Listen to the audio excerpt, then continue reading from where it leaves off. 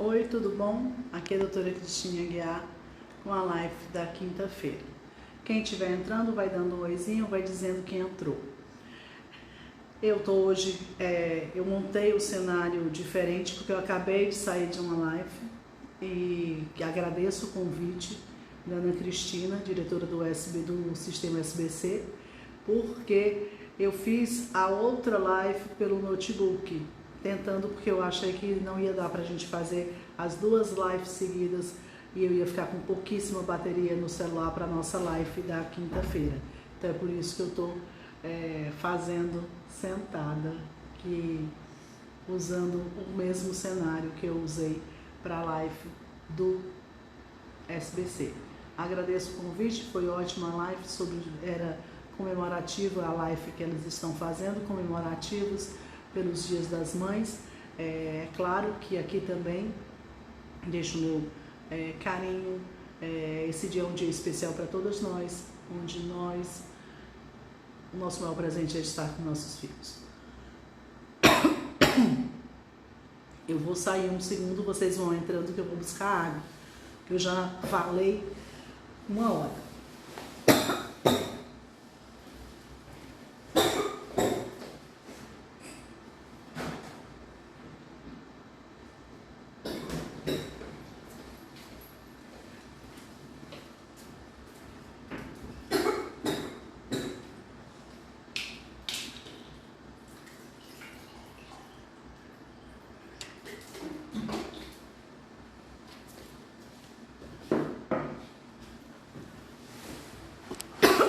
Rapidinho já voltei.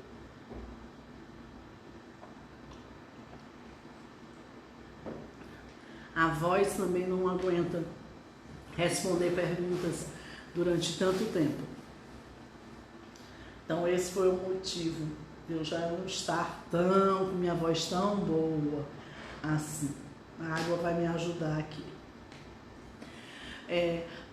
A live lá foi tão boa que não deu tempo da gente responder todas as perguntas. Então pode ser que entre gente que estava lá, que entre aqui, porque eu mesma convidei, para que as pessoas possam fazer suas perguntas por aqui. As pessoas que já são da minha página sabem que eu vou começar a falar um tema por um tempo curto, para dar tempo das pessoas que querem me fazerem perguntas poderem digitar aqui no celular, no seu chat. Esse início da live eu sempre peço, joguem muitos corações, que a gente acaba indo mais rápido nesse pequeno período onde o Instagram avisa os seguidores que você entrou. Então por isso que eu peço corações, certo? Então assim, uma das coisas que mais me perguntaram lá, autismo. Realmente talvez seja o tema que mais me perguntam. É sobre autismo. A ansiedade que as pessoas têm quando o seu filho começa a demorar demais para falar. Então, na verdade, as mães, elas se preocupam muito com a fala. Só que eu sempre explico que o autismo é uma dificuldade de comunicação. E comunicação é via dupla. É falar e entender. Quando você tem um filho, você recebe um recém-nascido, então não existe nenhuma comunicação. Então a mãe, a mãe de primeira viagem, a criança chora, ela não sabe o que é que a criança, por que ela está chorando. Então a mãe de primeira viagem, ela vai aprendendo a entender o que é que a criança quer. Quando a criança já está lá pelos 10 meses, 11 meses, a mãe, pela sua sensibilidade, a criança não precisa, ela já sabe que ela está com fome, que ela está com sede, que ela quer a água, ou que ela quer a banana. Ela adivinha os pensamentos, a criança não precisa falar. Ela vive na sua casa sem precisar falar o que deseja, porque ela começou a viver na sua casa quando ela nasceu. E você deu a ela carinho e atenção, e você desenvolveu essa sensibilidade que toda mãe desenvolve de reconhecer no seu filho que ele está com fome ou não, ele está com sono, ele está sentindo alguma dor. Então isso é o que todas as mães fazem. Então elas não percebem muito que ele não entende o que você fala. Porque antes da criança falar, ela entende o que você fala. Então antes dela ter a capacidade de falar, ela já faz, ela já entende. Você fala com o bebê, ele sorri, ele olha para você, porque a primeira comunicação é a comunicação visual. Então o bebezinho não fala, mas ele olha demoradamente nos olhos da mãe. A mãe chega com a vozinha, amor da mamãe, alguma coisa, ele olha, parecendo, e ele depois ri, parece que ele estava entendendo o que você dizia. Porque ele começa a entender antes de falar. Então, por isso, quando ele começa a andar, que ele ganha a independência, antes de andar, ele fica muito no colo, no berço, no carrinho.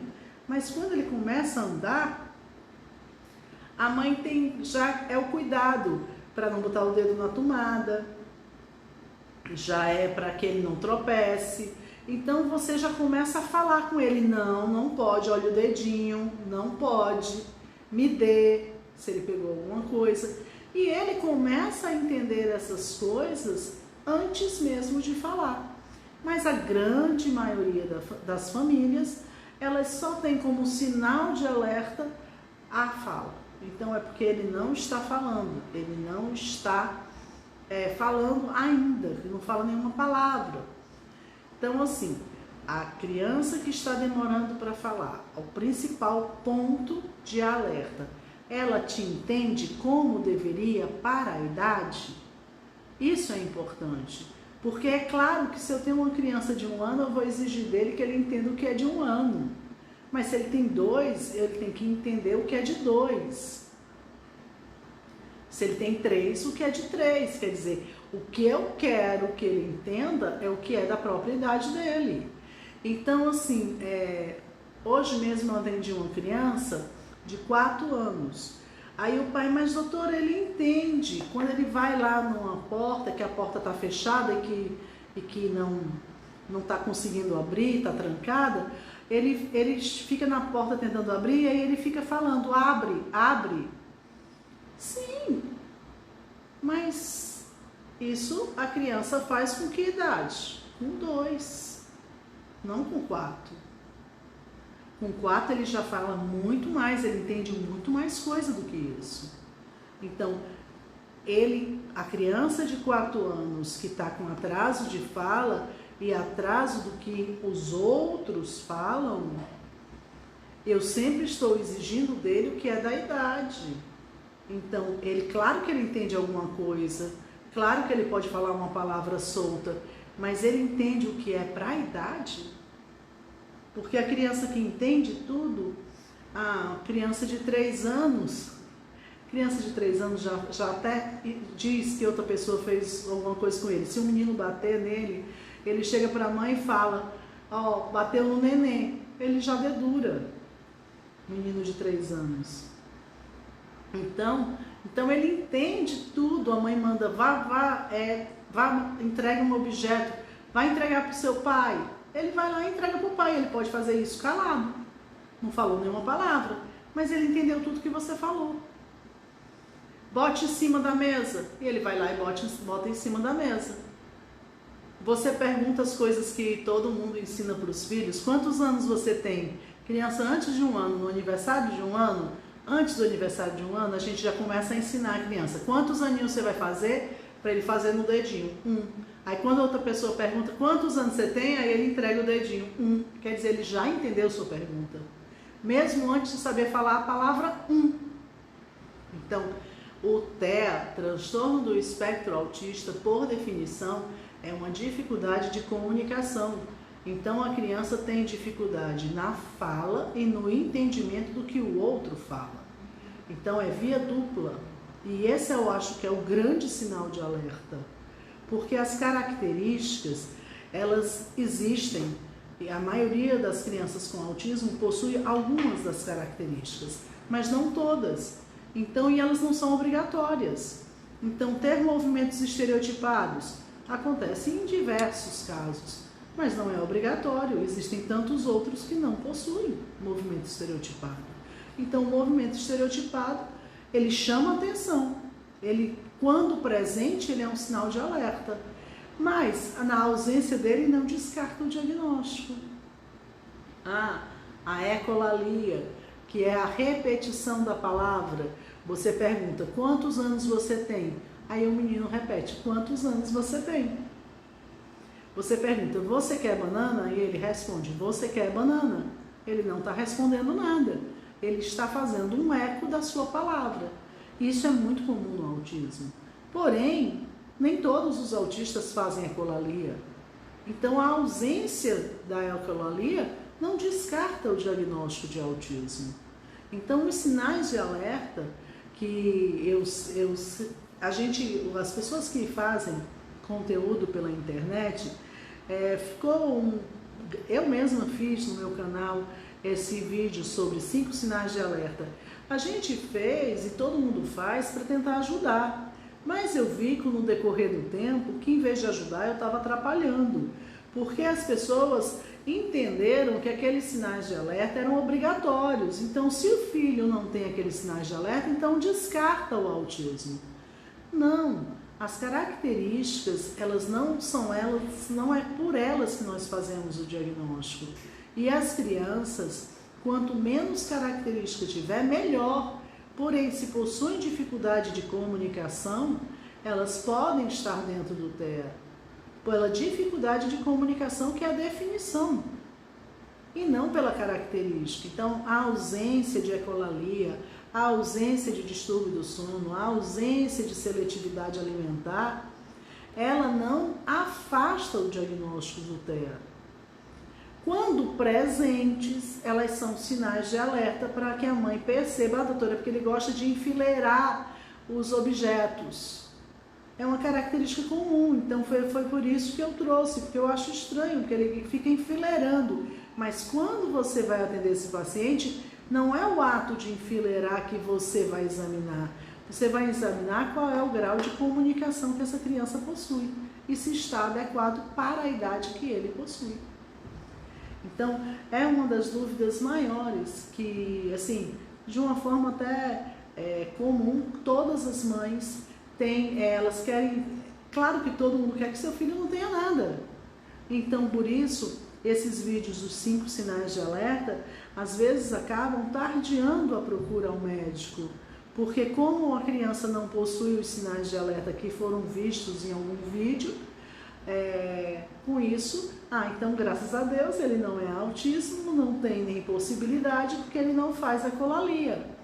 Então, não preciso procurar o médico e o tempo vai passar. E esse tempo passando é tempo perdido, porque se ele for autista, quanto mais precoce o início do tratamento, melhores são os resultados.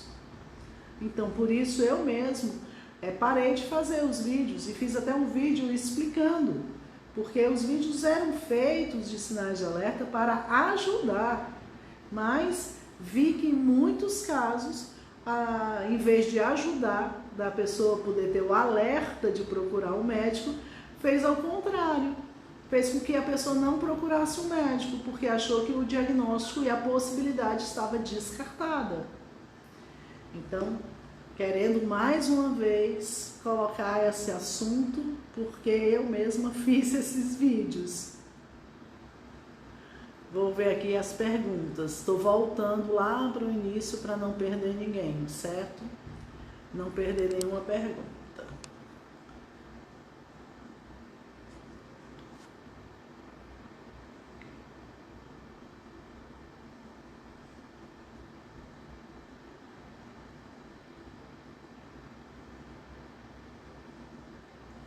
Como eu sei que meu filho é autista ou vai ser? É justamente avaliando a comunicação. Quer dizer, se ele está se comunicando como deveria, de forma espontânea. Então, assim, a comunicação, como eu falei há pouco, ela começa mesmo antes da fala. Então, se você tem dúvida, é melhor você tirar a sua dúvida, é melhor fazer uma avaliação. Porque às vezes a gente guardar essa dúvida, você está perdendo tempo. Então, se existe a dúvida, é porque você acha que a criança está falando um pouco para a idade. Então, veja se ele está entendendo um pouco para a idade. Se ele também está entendendo um pouco para a idade, então esse é o sinal de alerta.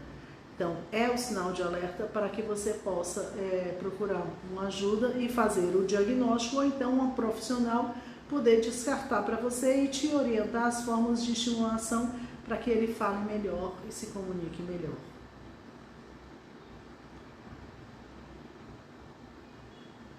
Rafaela Alves: doutora, tenho muitas mães que acham que o filho é autista, só que a criança não é autista. A criança deve ter outro probleminha, mas a mãe teima que é autista.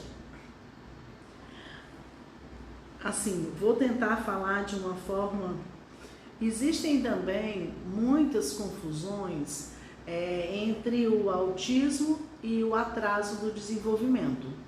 A criança autista, primeira coisa, o autismo se define pela dificuldade de comunicação. Ponto. A criança com atraso do desenvolvimento, ela está atrasando em todas as etapas. Então, ela também atrasou para andar, ela está atrasando para falar, mas ela tem atraso motor. O atraso motor não faz parte do quadro de autismo. Então, as crianças com atraso do desenvolvimento, elas podem apenas ter atraso do desenvolvimento. Quer dizer, elas têm uma deficiência, quando ele demorou para andar, mas andou.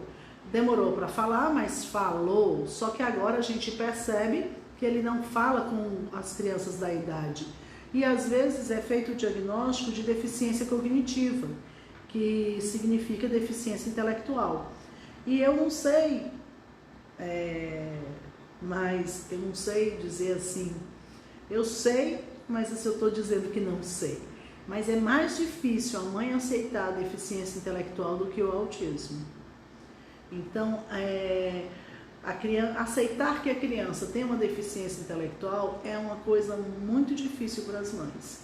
Então, para elas, esses casos de deficiência intelectual são mais acolhidos se eu colocar que a criança é autista. Então, existe realmente uma resistência quando você tem um atraso global do desenvolvimento com deficiência intelectual associada, que a mãe aceite que essa criança tenha deficiência intelectual. Isso é uma resistência muito grande, porque a criança com deficiência intelectual de 5, de 6 anos, ela também não brinca com as crianças de 5 e 6 anos. E então a mãe acha, não, mas doutor, ele só brinca sozinho, então, porque ele é autista. Só que quando essa criança com deficiência intelectual não possui autismo associado, ele se comunica muito fácil com a mãe. Quer dizer, ele não tem todo o desarme da idade, mas ele chama a mãe, ele pede as coisas para a mãe, ele fala com estranhos, quer dizer, ele se comunica muito fácil. Então, para você fazer o diagnóstico do autismo, você precisa ter algum grau de dificuldade de comunicação. Mas o que eu vejo de maior resistência é que gostam que eu até forçam para que eu dê o diagnóstico não de deficiência intelectual, mas de TEA. São as mães, normalmente são as mães que são de crianças com atraso no desenvolvimento. Ione, boa noite. Não chegou tão tarde, né? Que a Ione costuma chegar no final da live. Aí ela chega no final e quer fazer não sei quantas perguntas. Rafaela Alves, qual a causa do autismo? A criança nasce autista, então não é uma causa, ela nasceu, então é uma herança, é hereditário, porém nós ainda não temos esclarecido a forma dessa herança. Existem muitas formas de apresentação de doenças na genética e no autismo ainda não está muito claro a herança, como é que a criança tem essa herança. Então existem assim coisas que a gente já sabe muito bem como é feito e no autismo ainda não é muito claro. mas a pessoa não teve uma coisa que causou o autismo. O autismo, a criança nasce autista. Rafaela, é de família, problemas na gestação, seria o quê? É uma alteração de própria carga genética, é uma mutação. Os trabalhos, todos os trabalhos em andamento que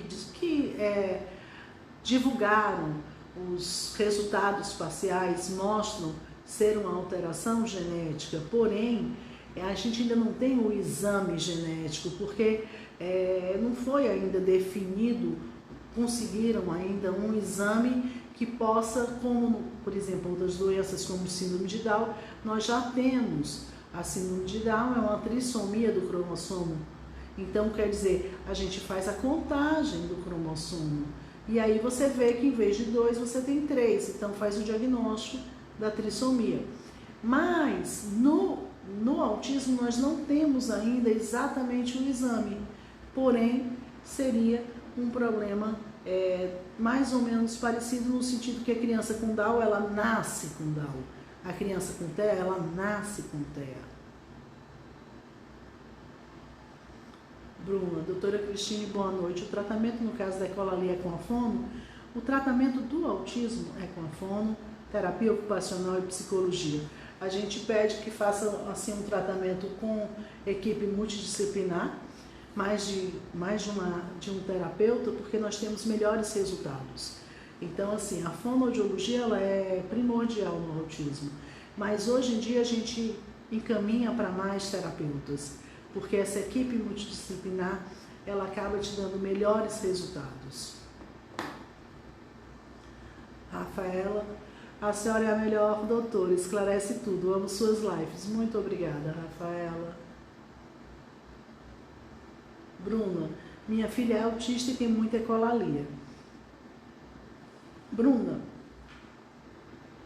o que eu posso dizer é que quando a criança começa a melhorar no seu grau de comunicação, e isso vai acontecer com o tratamento, ela começa a abandonar as ecolalias. Ela melhora, ela começa a abandonar. Porque a ecolalia é uma repetição sem sentido. Então, na hora que ela começa a aprender a se comunicar, ela abandona um pouco as ecolalias, então melhora. Então, ela vai diminuir a ecolalia no decorrer do tratamento. Pode ser que ainda fique, mas num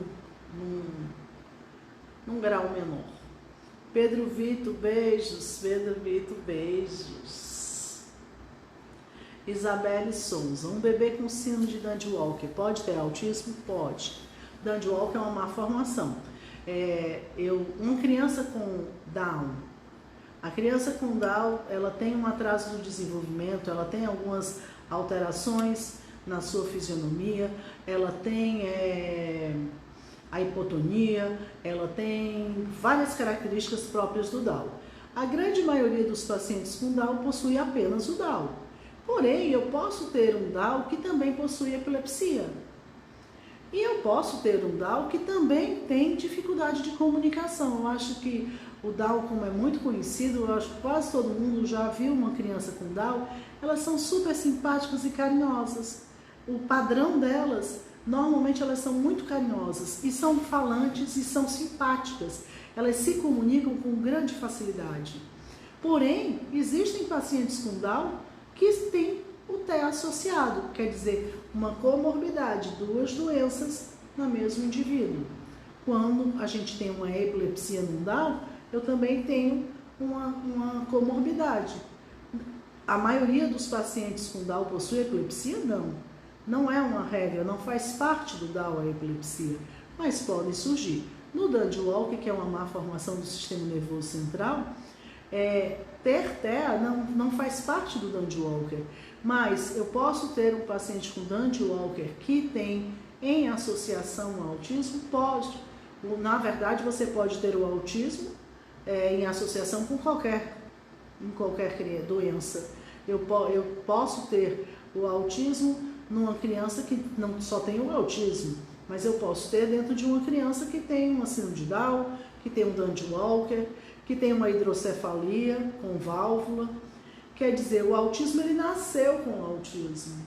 É uma alteração genética. O Dandy Walker é uma malformação do sistema nervoso central. Infelizmente, são patologias que podem estar presentes no mesmo indivíduo. E a medicina é assim. Você pode ser diabética e hipertensa. Você pode ser diabética, hipertensa e ter TDAH. Então, infelizmente, nós podemos ter várias patologias associadas, que são o que nós chamamos de comorbidades. Lido, boa noite. Micaela, boa noite. Geisa Figueiredo, se um filho é autista, os outros também serão? Essa pergunta tanta gente me faz, porque exatamente por causa do que eu falei, nós não temos ainda tão claro como é feita a herança. Você que tem um filho autista, você tem mais chance de ter o outro autista do que uma pessoa que não tem nenhum. Mas não é certo, não vou dizer que é 100%. Então, assim, as famílias que já possuem casos com crianças autistas têm estatisticamente uma prevalência maior. Mas a prevalência estatística ela é muito fácil de se entender de uma forma geral, mas muito difícil de se entender individualmente. Eu comentei numa live anterior que assim, síndrome de Down, todo mundo sabe que as mães de uma idade mais avançada possuem mais chance de ter síndrome de Down, crianças com síndrome de Down. Sim, estatisticamente, elas têm muito mais chance. Porém, isso não é certo. Vocês devem conhecer alguma pessoa que teve filho com 45 anos e o filho é normal. E eu tenho uma menina de 18 anos com o primeiro filho que é síndrome de Down. E, estatisticamente é muito raro ter filho com síndrome de Down aos 18 anos, mas não é impossível. Então, por isso a estatística, ela nos ajuda principalmente ao ver de longe uma coisa, um grupo grande na sociedade, mas individualmente ela não é tão importante. Você vai ter um risco, quer dizer, eu tenho um risco. Em algumas patologias, o geneticista já consegue te fazer um cálculo. Olha, você tem um risco de recorrência dessa síndrome de 25%. Você tem uma recorrência de 50%. Quer dizer, uma chance de 50%, mas não é de 100%. É uma chance de 25%, mas não é de 100%.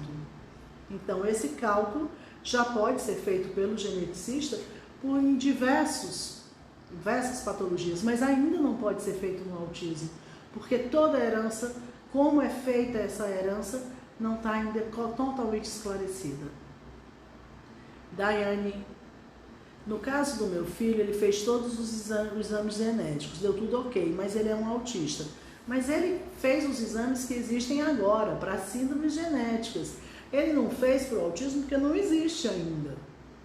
Então, ele fez os exames genéticos para as doenças que já temos exames, mas ainda não existe exame para fazer o diagnóstico genético de autismo. Rafaela Alves. Doutor, o autismo já existe desde os anos 80, muito antes disso. O autismo foi descrito há muito antes disso.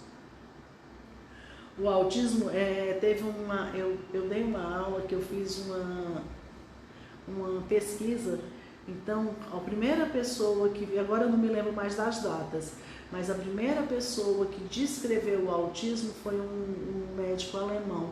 E foi ele que colocou esse nome Autistus, que vem do alemão, que queria dizer que era uma pessoa que ela era autossuficiente, ela vivia dentro de uma bolha, porque era muito evidente a falta de interação e de comunicação com os outros. E no começo, bem lá no começo, muito antes dos anos 80, muito antes disso, nessa época, o autismo foi considerado um problema bem da área da psiquiatria. Depois foi que viu-se que não era um transtorno do desenvolvimento, mas no começo, então, autismo é descrito há muito mais tempo. O que nós tivemos da década de 10, 15 anos para cá foi um aumento muito grande na incidência. Então nós tivemos, o número de casos aumentou muito. Isso é que nos chama a atenção e é por isso que nós falamos hoje em dia tanto de autismo, por causa do número de diagnósticos que é feito. Porém, é descrito há muito mais tempo do que a década de 80. Doutora, eu lhe amo. Muito obrigada, que carinho. Micaela, boa noite, meu filho tem quase 3 anos, é autista e não entendi muita coisa é por causa do autismo. Eu não sei se eu entendi a sua pergunta. Você diz que tem um filho autista e não entende muita coisa é por causa do autismo. Existem muitas características, hoje mesmo eu estava explicando de uma forma assim. A pneumonia, a infecção do pulmão. A pneumonia, comumente você tem febre, comumente você tem tosse. São sintomas comuns associados à pneumonia. Mas existe pneumonia sem febre. Existe. Não é obrigatório, é comum o aparecimento da febre. A tosse é comum, mas não é obrigatória. Pode haver um diagnóstico de pneumonia e esse paciente não apresentou febre? Pode. Então, tem algumas coisas que fazem parte do quadro. Então, se eu estou com pneumonia, diz, doutora, mas eu estou tossindo. Mas, gente, você está com pneumonia, faz parte do quadro de pneumonia. Embora que a ausência da tosse pode acontecer de forma pouco comum, mas pode acontecer. No autismo, você tem a dificuldade de comunicação. Agora, existem diversas características que estão dentro do autismo, do quadro do autismo. E existem algumas coisas que não estão, porque pense que cada criança é única. Ela tem uma família única, ela tem uma relação com essa família de forma única, ela tem um temperamento, ela tem uma personalidade. Então, você vai encontrar diferenças bem individuais. Na verdade, se você tem um filho autista, ele é único. Não vai existir nenhuma outra criança exatamente igual ao seu. Porque só o seu nasceu na sua família, tem algumas características do autismo, tem as características dele de personalidade, de temperamento, e ele ainda tem o convívio com essa sua família, que faz um vínculo que em alguns casos você pode ter uma mãe que é mais permissiva, ou então uma mãe que é mais rígida, e isso vai ter alguma representatividade no comportamento da criança. Então ninguém é igual aos outros. Então eu vi uma vez uma frase, se você tivesse naquela época que falava dos clones, e eu vi uma resposta da Vera Fischer, que alguém perguntou para ela naquela época que tinha a Dolly, né, que fez o clone. Vera Fischer, se você tivesse feito um clone seu, isso não seria eu. Ela não viveu o que eu vivi. Ela não nasceu no tempo que eu nasci. Ela poderia ter a mesma cara, mas ela não seria eu, porque eu sou única. Porque só eu passei pelos meus problemas, pelas minhas alegrias, pelas minhas vivências. E isso é que me faz ser eu. Então, ela não seria eu. Ela teria a mesma cara que eu, mas não sou eu. Porque todo mundo é resultado do seu temperamento, da forma que você viveu, das experiências que viveu, da educação que recebeu. Todas as pessoas são únicas. E os autistas também são únicos, todas as crianças são únicas. A Adriana, mesmo uma criança de 3 anos que já faz terapia e ainda não fala, eu tenho medo dele nunca falar. Eu sei da ansiedade, né? Mas existem crianças que não falam, que mesmo em terapia não falam. Mas esses não são a grande maioria. Então a grande maioria vai falar, mas vai falar bem depois da idade correta. Então é comum crianças com autismo falarem com 4, 5 anos. Então dizer que você segure a sua ansiedade é uma coisa redundante, né? Evidente que a gente vai fazendo, vai a terapia, vai trabalhando e a gente vai colhendo os frutos. Mas é claro que essa velocidade da colheita não é a velocidade desejada por nós. Gostaríamos de realizar essa colheita de forma muito mais precoce.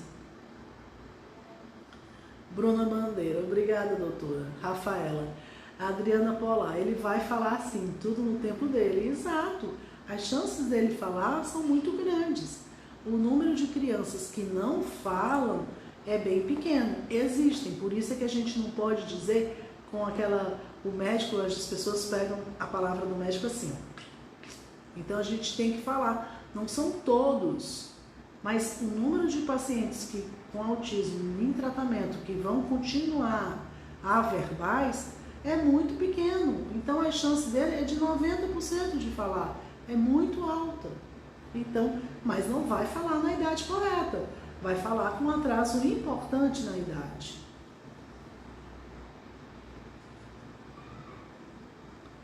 Boa noite, estou assistindo aqui de Angra. Oh, que coisa boa! Adoro suas lives. O paraíso, hein? Muel Queiroz. Doutora, boa noite. Às vezes eu estou bem, mas quando dá fé eu sinto ataque de convulsão. Eu gostaria de saber por que está acontecendo isso. Provavelmente você, para você estar tendo crises de escape, está havendo alguma coisa, tipo uma dose não está correta, ou então você está atrasando a medicação. Porque o paciente que possui epilepsia, ele precisa fazer uso regular da medicação, quer dizer, tem que ter horário e fazer uso da forma correta. E ele precisa ser reavaliado, porque essas doses são ajustadas, faz parte do tratamento. Fazer exames para saber a absorção da substância, se está absorvendo bem, fazer ajustes.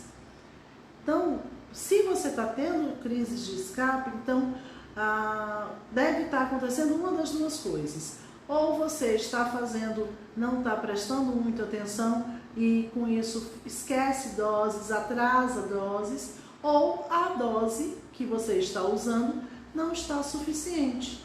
E aí precisa fazer Mas para que você descubra se a dose não está suficiente, você tem que fazer o uso de forma correta. Tem algumas mães que chegam para mim no posto e aí eu pergunto, porque toda vida eu pergunto da mesma forma: quantos anos, está tomando a medicação, como é que toma, está tendo crise? Doutor, ele só tem quando eu não dou a medicação, eu não preciso ajustar a dose. Ela mesmo diz, não, tomando direitinho ele não tem, mas se faltar o remédio ele tem. É claro, ele não pode faltar o remédio. Então, aí não é a dose que estava errada, é o uso que está sendo um uso feito de forma inadequada e irregular. E aí realmente não se controla a epilepsia com uso irregular, não. Rafaela, Manuela, maravilhosas suas lives, muito obrigada. Bruna, amo suas lições, suas lives, né? Doutora, por favor, fale um pouco sobre a birra da criança que se joga no chão em lugar público, que joga as coisas no chão, isso é burro ou alguma patologia? Primeiro, a birra, ela é normal, existe a idade da birra. Então, toda criança tem sim birra. Então, a criança normal, não precisa ter nenhuma patologia, nada, faz birra. Então, passar vergonha com um filho pequeno, eu acho que não tem uma mãe que possa levantar a mão para dizer que nunca passou uma vergonha, um constrangimento por uma birra.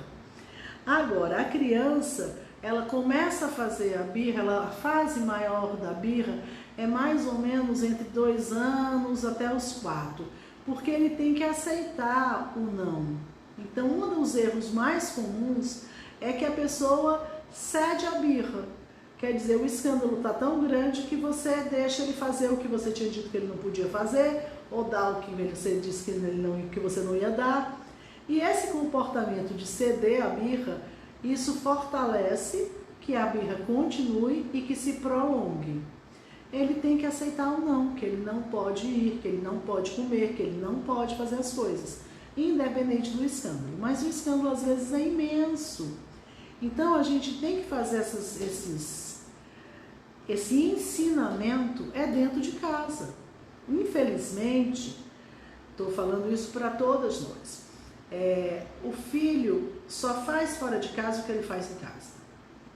Então, se ele está fazendo fora de casa, é o que ele faz em casa. É em casa que você tinha a chance de fazer o ensinamento de você não ceder, que aí você não está em público. Então, aquele ditado, costume de casa vai à praça. Agora, quando eu tenho uma criança com uma patologia que dificulta o entendimento das orientações, então, como é que aquela criança aprendeu? Você disse, não pode, está quente, isso vai quebrar, isso corta o dedo. Você falou, se essa criança tiver um TEA, tem uma dificuldade de comunicação, então ela não entende o que você fala. Então ela vai continuar a permanecer, porque você não conseguiu se comunicar com ela. Se ela tiver uma deficiência intelectual, você também pode ser que ela não compreendeu corretamente o que você disse. Então, nos pacientes que possuem patologias, algumas patologias, a birra se torna muito mais difícil. Porque pense, se eu tenho uma criança normal, que não tem nenhuma dificuldade, ela faz a birra e a gente vai começar aos 2 anos, entre 2 anos, 2 anos e meio, e a gente vai ter uma redução mais importante da birra nos 4 anos, 4 anos e meio. Quer dizer, ele passou 2 anos.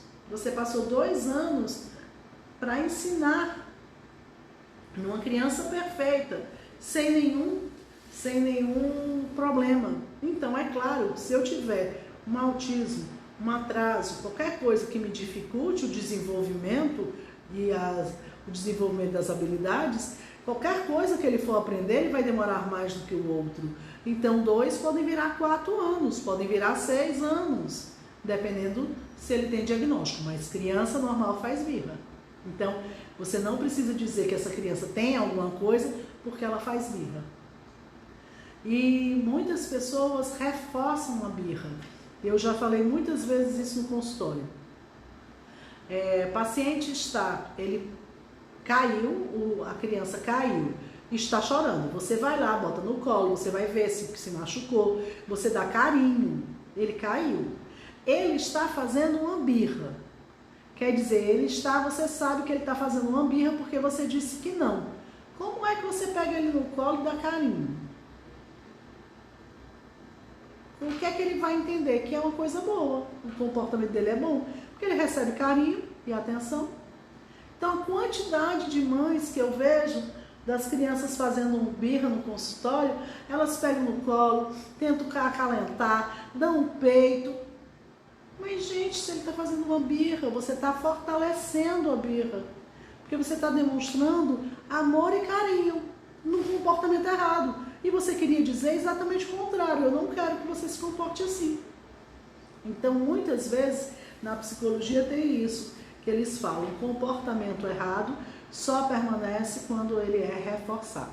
Então, o reforço, às vezes, não é percebido pela família como reforço. A mãe não percebe que ela está reforçando. Daiane, doutora, meu filho é muito ansioso e hiperativo. Qual terapia ideal seria para ele? Não sei qual é o diagnóstico dele, eu não sei se ele tem um TDAH, eu não sei se ele tem uma síndrome ansiosa. Primeira coisa, você tem que avaliar para fazer um diagnóstico, para saber se ele possui algum diagnóstico. Agora, se toda criança que é mais agitada, a gente diz que se é uma criança agitada, dar uma vazão à agitação é importante. Então, assim, incentivar esportes, incentivar espaços, contatos com a natureza, porque isso extravasa a energia. Existem crianças que possuem uma agitação, possuem muita energia e que não necessariamente são hiperativos, possuem uma doença de TDAH. E existe aquela criança, eu já vi muito no consultório, doutora, eu não posso dizer para ele que eu vou para nenhum lugar, porque senão ele fica me perguntando que horas eu vou, se a gente vai agora. Aí toda vida eu pergunto, mas como é que você fala? Não, é que eu digo que de noite, ou então que às 5 horas a gente vai para o shopping. Mas ele sabe as horas? Porque você disse que era às 5 horas, mas ele sabe ver as horas no relógio? Porque se ele é uma criança que não sabe ver as horas, você disse que às 5 horas você vai para o shopping. Ele vai dizer agora, e daqui a pouco é agora. Ele não sabe que horas são, ele não tem noção de horas. Então, ele não sabe quando é que vai acontecer essas 5 horas. E isso não necessariamente será considerado ansiedade. Mesma coisa de uma criança que não tem a noção do tempo e você disse que vai dar a bicicleta no Natal. E nós estamos em maio. Aí ele fica, quando é que eu vou ganhar minha bicicleta? No Natal. Quando é que eu vou ganhar minha bicicleta? No Natal. Mas ele sabe os meses, ele tem a noção do tempo, ele já aprendeu essa noção do tempo. Você está dizendo Natal, para ele não tem nenhum significado. Quando é que vai ser esse Natal? E aí as pessoas chamam isso também de ansiedade. Então tem que se avaliar para saber se o que você considera ansiedade é realmente ansiedade. E o que você considera hiperativo é realmente hiperativo. Porque as pessoas estão usando o nome que eu já falei isso diversas vezes. Toda criança agitada, a pessoa diz que é hiperativo. Não, hiperativo é uma criança. O hiperativo é agitado. Mas existem os agitados que não são hiperativos, não são sinônimos. Isso não é sinônimo. Ser agitado é sinônimo de hiperativo. Não. Hiperatividade é uma das causas de agitação. Mas eu tenho outras causas que não são hiperatividade. Então, a criança com TEA é agitada. É uma das características do TEA, muito comum. E não vai ser hiperativo, porque faz parte do TEA. É uma das características comuns do TEA. Então, para indicar a terapia, você tem que saber qual é o diagnóstico. Ela, Cristo, olá, meu filho, quando era um bebê de 1 ano e 6 meses, ele se batia quando estava frustrado. Essa fase passou e agora na escola ele bate e morde seus coleguinhas. Ele está com 3 anos e 11 meses. Preciso me preocupar? Ele bate em casa, ele morde em casa, porque provavelmente ele bate em casa. Só que como ele é pequeno, ele está batendo nos adultos, da casa não está doendo. Mas ele tem que ser repreendido em casa e não começou a bater fora de casa, não. Então a criança não vai bater e morder só fora de casa, ela está batendo e mordendo dentro de casa. Ela leva o comportamento para a escola. Então, mas é um comportamento errado que já deveria ter sido corrigido e deve ser corrigido em casa. Para que ele não faça isso fora de casa. Ele tem que aprender que não pode bater nem morder as pessoas. Nenhuma pessoa e nenhuma criança. Não é porque ele é pequeno, não está doendo, você deixa bater. Você não pode deixar ele bater em ninguém dentro de casa. Ele tem que ser repreendido toda a vida que ele bater ou morder. Para que ele não faça essa ação fora de casa.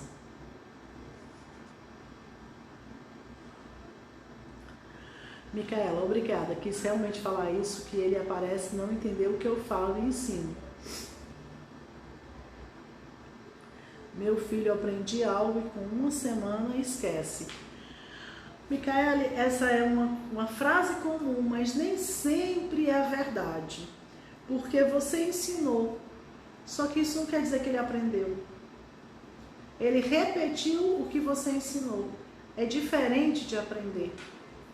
Então, é uma frase muito comum, não necessariamente é verdadeira. Pode ser verdadeira, mas precisa ser melhor detalhada e avaliada para saber se realmente houve o esquecimento. E aí se procurar, e sempre para isso você vai ter que investigar causas, que existem várias.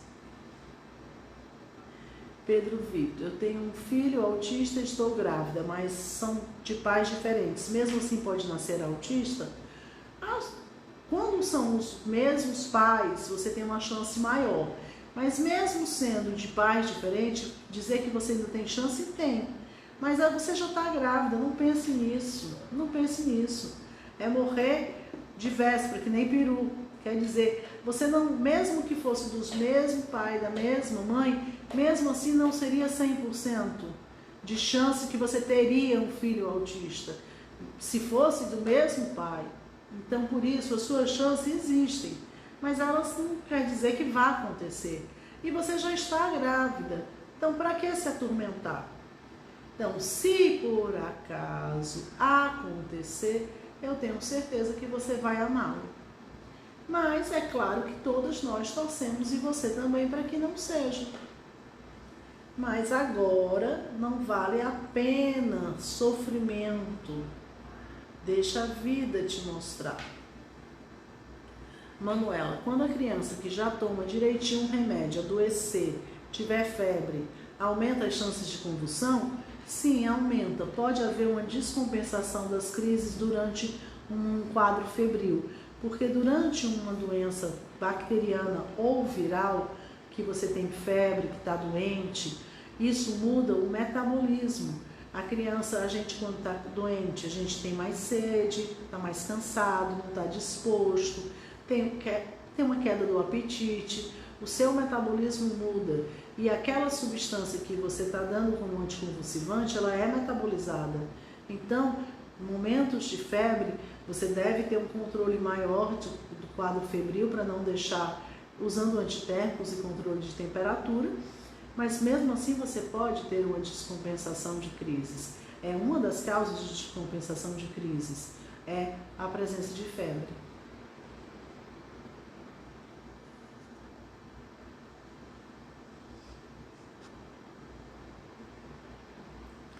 Manuela, a criança que tem epilepsia leve é uma criança especial? 80% das crianças que têm epilepsia, que você está chamando de leve, são crianças normais, não são crianças especiais, elas não possuem atraso. Existem as crianças com epilepsia, que são epilepsias de mais difícil controle, e que o número, a recorrência das crises vão causando atraso, porque a convulsão não faz bem à saúde. Mas quando é uma epilepsia que teve poucas crises, foi feito o diagnóstico, foi controlada as crises, na sua grande maioria, os pacientes são pacientes normais, não são especiais, não possuem deficiência intelectual, nem limitações. Então, existem pacientes com epilepsia, profissionais liberais e ótimos profissionais, então, assim, que não tiveram nenhuma limitação na sua vida. Jussi, oi, tudo bom? Jussi entra sempre. Cláudia Gulo, o trabalho da fono também é indicado para TEA leve sem problema de fala? Sim, porque ele tem um problema, uma dificuldade de comunicação. Então, mesmo no TEA leve, vai para a fono. Na verdade, a fono que ele vai, o TEA, ele é uma fono para TEA, porque muitos pacientes com TEA falam a palavra de forma bem articulada. O que eu quero é que ele use a palavra cada vez melhor para se comunicar, para expressar o que deseja, para responder o que lhe é perguntado. Então, as fonos que trabalham com TEA, elas não estão tão voltadas, não é o ponto principal a dicção, a correção de fonemas, da pronúncia de fonemas, e sim do uso da fala para a comunicação. Então, o TEA leve também vai para a fono. Porque ele é TEA, então ele tem dificuldade de comunicação. Mari Bittencourt, isso acontece com meu filho, mas ele tem 8 anos, é normal? Se você está falando da birra, porque isso acontece com meu filho, isso eu não sei o que é. Se você está se referindo à birra, aos 8 anos, não é muito normal ter birras frequentes. Ainda se tem birra. Eu tenho um filho de 9 que de vez em quando ainda faz uma birra. Mas não é frequente. Quer dizer, ainda acontece. Na verdade, você tem filho grande que ainda acontece birras. Mas bem ocasionais, pontuais. Se são muito frequentes, não é o usual. Ou você, por acaso, reforçou e ele usa a birra para chamar a atenção e para conseguir o que quer, ou se ele tem alguma coisa, quando eu falo alguma coisa, alguma patologia que dificulta o entendimento das regras. Me pergunta 1000 vezes a mesma coisa. Existe uma fase, aos 8 anos não é essa fase, mas existe uma fase que a criança pergunta demais. Então, por quê? Por quê? Existe uma fase que eles perguntam, mas por quê? Mas por quê? Mas por quê? Me perguntam muita coisa. Então é uma fase, não é aos 8 anos, é menor, mas existe a fase das perguntas. Escuta essa frase sempre no consultório também. Ela aprende e esquece em segundos, por exemplo. Porque a pessoa que ensinou acha que como eu ensinei muito bem, muito facinho, então ela aprendeu. Aí eu pergunto de novo, ele não sabe. Então quer dizer que ele aprendeu e esqueceu. Aí eu boto uma interrogação. Ele aprendeu? Ou ele ouviu? Ou ele repetiu o que você estava ditando? Isso não quer dizer aprender, necessariamente. Michele, como posso ajudar uma criança que tem atraso no desenvolvimento? A criança que tem atraso, dependendo em que época que ele está. Se ele agora está na época motora, então a fisioterapia é o mais indicado, que é para reabilitação motora. Então você também, na reabilitação motora, você pode usar a natação. Agora, se ele está na fase da fala, então vai ser a fonoaudiologia. Então depende, porque a criança que tem um atraso do desenvolvimento, ela demorou para andar, mas talvez ela já tenha 5 anos, então ela já andou. Ela demorou para falar, mas ela já falou.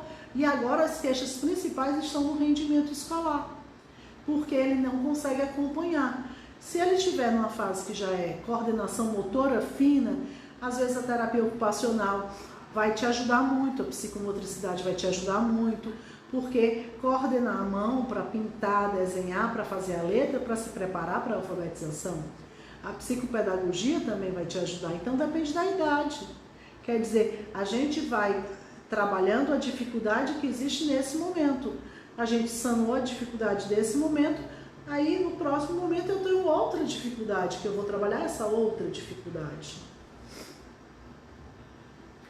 Epilepsia é grupo de risco para Covid? Não, não está colocada como grupo de risco.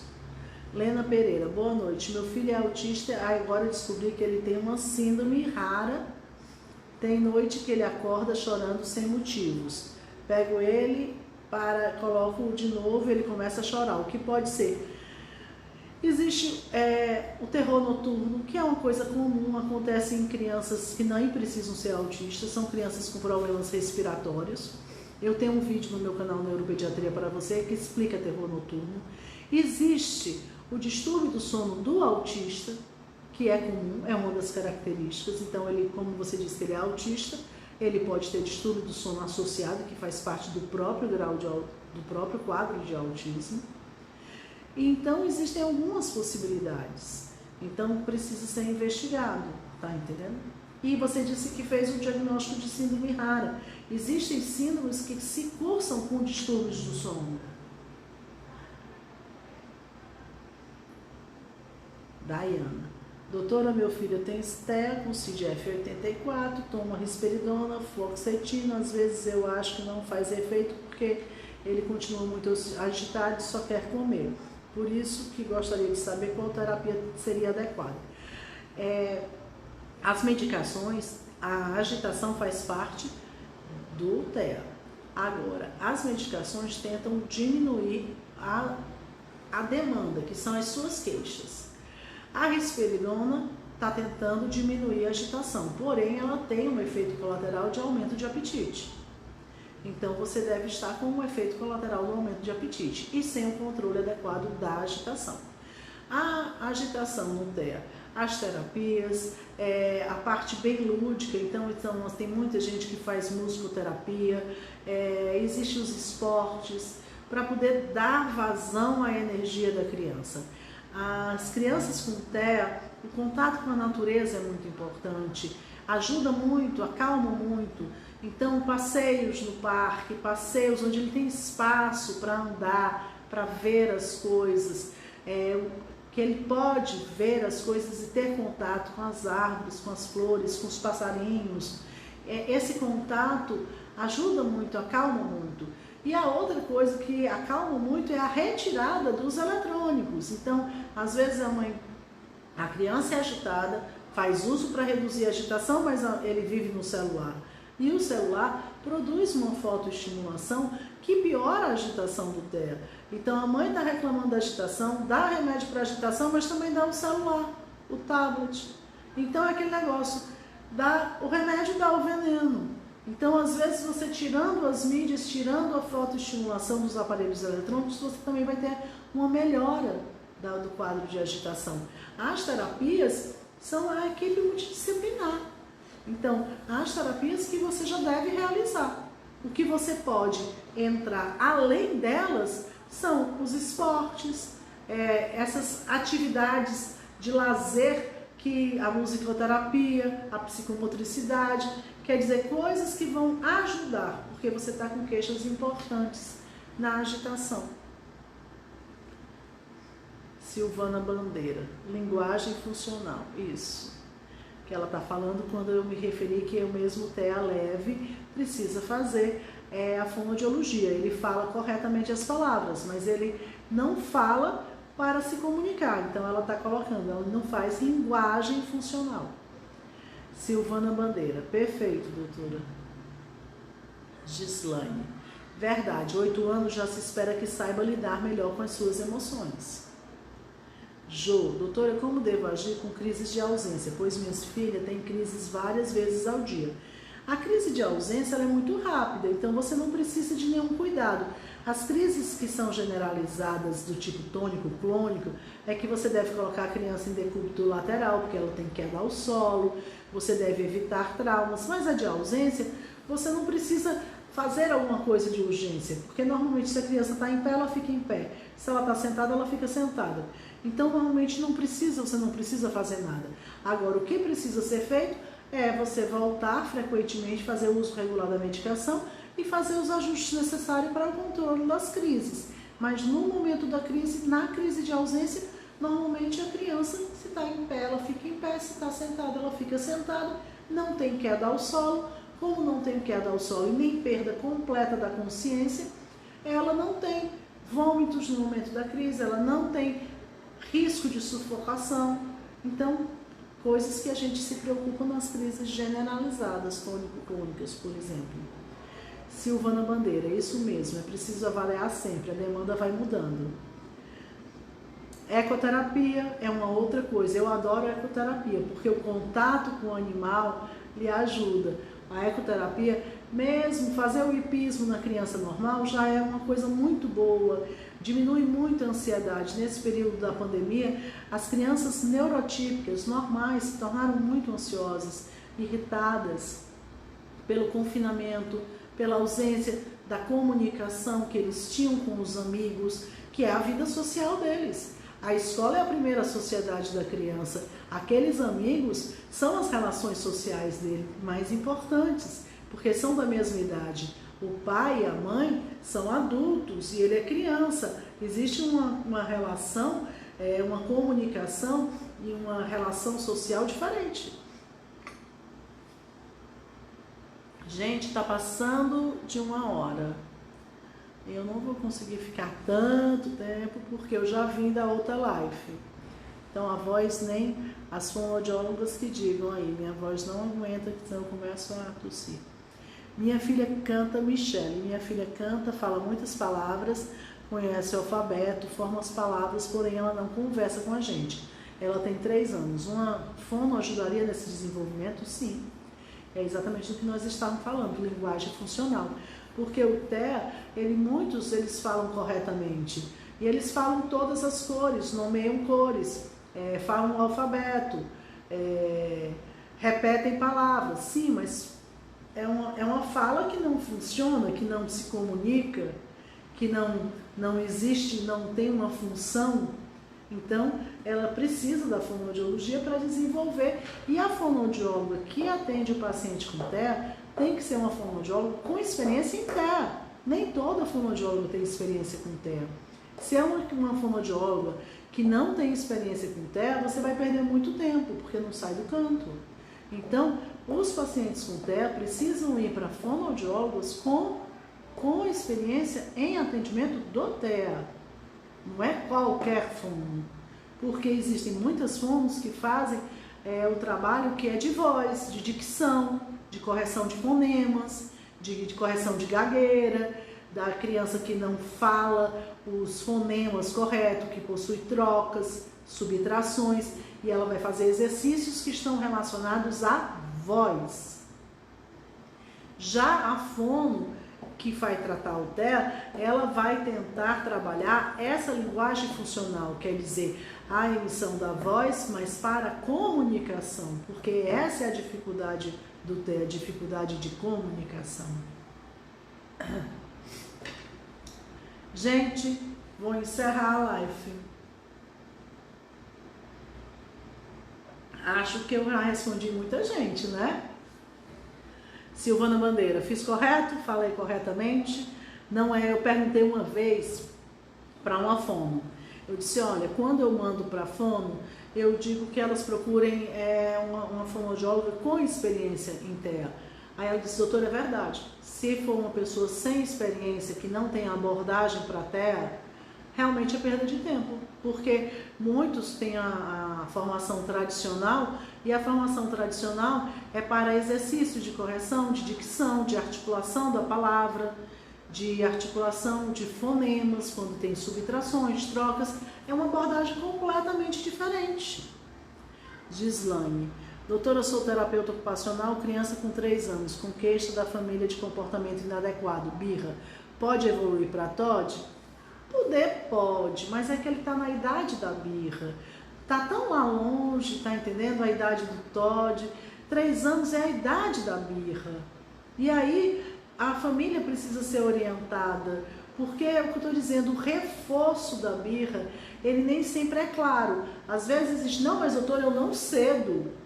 Sim, você não cede, mas quantas vezes eu disse, você está pegando ele no colo? Você está tentando mostrar as coisas para que ele esqueça. E ele não vai aprender, porque você está querendo mostrar o bichinho ocular. A memória da criança é pequena, você está tirando a atenção da birra e mostrando para distrair ele, para ele parar de chorar. Mas ele precisa, não é para ele esquecer, é para ele aprender, não é para ele esquecer. Então eu acho apenas que está muito esticada da baladeira. Birra aos 3 anos e eu já vou pensar num TOD, transtorno opositor desafiante. Acho demais, acho a esticada da baladeira, né? Daiane, obrigada, doutora, pelas respostas, você é demais. De nada. Silvana, obrigada, doutora. Mari, você é maravilhosa. Micaela, obrigada. Mari, obrigada. Exatamente, a pessoa tem que ter formação com TEA e a grande maioria trabalha dos fonoaudiólogos, dos terapeutas. Se existe algum consenso no tratamento de TEA, existe o consenso que todos melhoram com as terapias.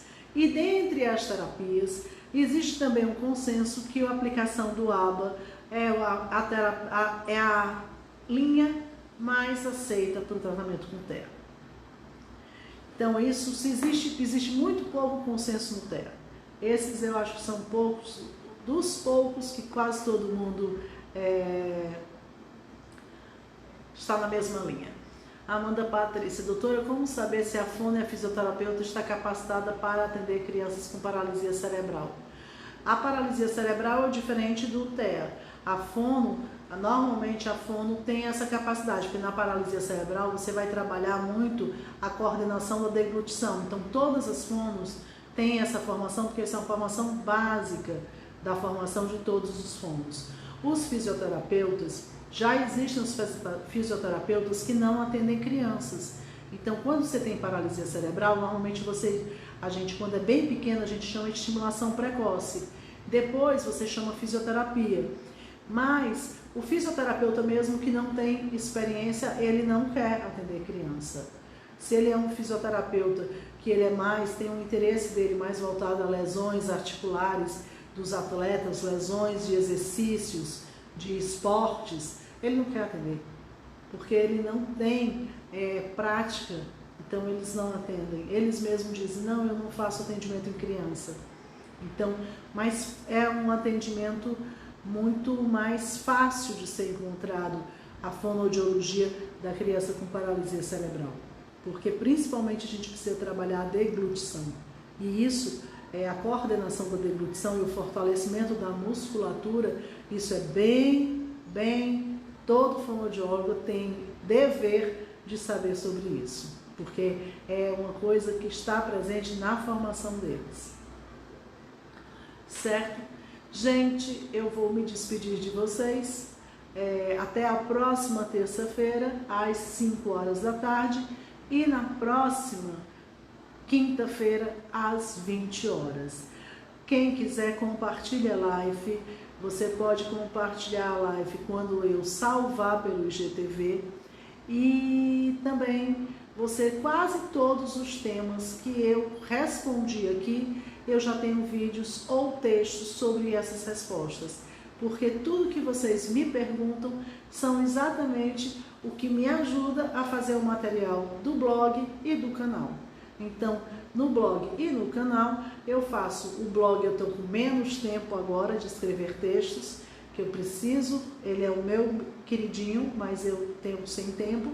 Mas o canal eu tento sempre fazer novos vídeos. E da onde que eu tiro os temas? Das perguntas de vocês. Então, quase todas as perguntas já existem o vídeo explicativo no canal, entendeu? Então, lá é mais didático, porque você vai encontrar uma playlist sobre TEA, sobre epilepsia, sobre coisas, temas grandes, já são feitos playlists. Sobre desenvolvimento neurológico tem uma playlist. Então, entre no canal Neuropediatria para você do YouTube e se inscreva, né, no meu canal, acione as notificações.